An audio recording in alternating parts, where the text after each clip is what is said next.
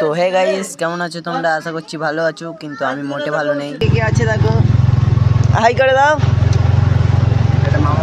High করে দাও সবাই। বন্ধু বান্ধবরা মিলে আমরা চিকেন কিনতে যাচ্ছি, তো বাজারে গিয়ে দেখা হচ্ছে, টাটা। তো আমরা হালকা করে বাজারে চলে এলাম। বাজারে এসে একটা চিকেনের দোকান খুঁজছিলাম, তো চিকেনের দোকানে গিয়েই দেখা হবে তোমাদের সঙ্গে।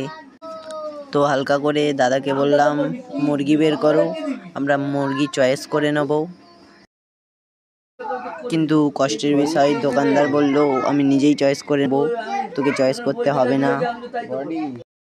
তো হালকা করে দোকানদারের ইন্টারভিউ নিচ্ছিল আমার একটা বন্ধু।